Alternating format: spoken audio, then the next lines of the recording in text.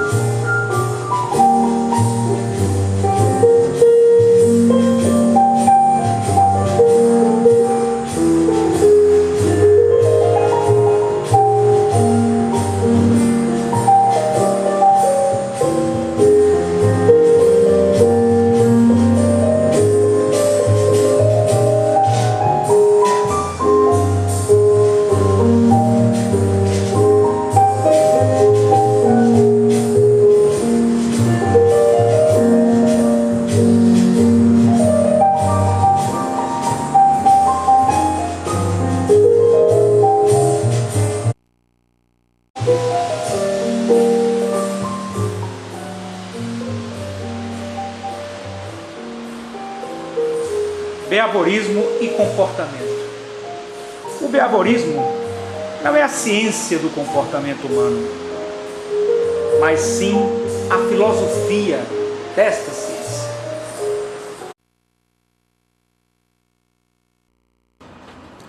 Eu sou José Augusto Maciel Torres, doutor em filosofia, professor universitário.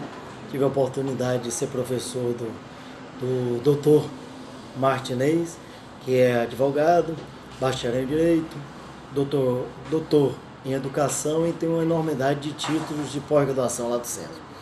Ele me pediu que eu explanasse aqui sobre exatamente o momento denominado de científico dentro da psicologia, que surge a partir de 1879, numa visão europeia, mais exato na Alemanha. Exatamente antes desse momento, o laboratório Leibniz, ou Leipzig, como alguns chamam, não existia uma visão da psicologia, haja vista que tinha um movimento pré-científico, onde se baselava todas as concepções filosóficas. E essas concepções filosóficas, ela eram racionalistas, empiristas, idealistas de uma maneira geral, onde nós passamos por conceito de alguns pensadores. Vamos tomar a idade moderna, Renato Cartésio, René Descartes, Thomas Hobbes, com a concepção de que o homem nasce mal e precisa do Estado para contê-lo, a visão de Jean-Jacques Rousseau, que o homem nasce bom e a sociedade faz ruim, e a visão dos empiristas, que teve o maior pensador, Locke, o homem é a tábua rasa, a sociedade e o mundo. O movimento de cientificidade que surge na Europa leva exatamente o homem a criar um processo de visão da ciência enquanto conhecimento, baseado no objeto de estudo, em que teria premissas que fariam ter validade científica. Elas a visão da criação, da observação, hipótese, que é a resposta provisória, experimentação e generalização, tendo que existiria uma concepção de matematização, na qual daria igualdade e generalização para qualquer ato científico. Isso adentra nesse contexto a psicologia. Inclusive é interessante colocar que, dentro de uma visão positivista de Auguste Comte, ele coloca que a padronização, podemos dizer, a evolução das ciências, tendo a priori a primeira de todos a matemática, depois a astronomia, a química, a física, a biologia e a física social. Inclusive ele fala que a biologia é uma ciência na qual adentra no contexto da psicologia, pois ao falar de psicologia é necessário que se fale de um contexto todo biológico. Skinner, por sua vez, que é um dos cabeças da concepção comportamental behaviorista, acreditava, por sua vez, que através de reforços, punições e atos meramente do mundo dos sentidos, ou seja, empiristas, condicionaria o indivíduo a ser o que ele deveria ser ou poder estar dentro da sociedade. Digamos que Skinner não tinha nada a ver com a visão fenomenológica existencial, que era contrária a ele. Nós encontramos essa concepção na Gestalt, na própria visão de Carl Rogers. Skinner tinha uma visão bastante materialista do ser humano e acreditava que tudo no homem era feito a partir do momento em que ele nascesse. Ou seja, imitava Locke, dizendo que o homem estava rasa, a sociedade e o mundo. O behaviorismo, o comportamentalismo, no final do século XIX e fortalecido no início do século XX, principalmente no século XX, foi uma das correntes que fez o segundo movimento da psicologia. Pois o primeiro momento da psicologia foi ele, foi exatamente o behaviorismo. O segundo momento foi a psicanálise, o terceiro momento foi o humanismo. O behaviorismo, que se caracterizou exatamente na formação do homem a partir pós-vida, ou seja, o homem nasceu, como Locke dizia, uma tábula rasa e seria moldado de acordo com as condições da sociedade. Tem um filme épico e marcante do behaviorismo, que é o Laranja Mecânica, que mostra exatamente como a punição, reforços e fortalecimentos do indivíduo o fará com que ele, dentro da sociedade, seja o que ele é.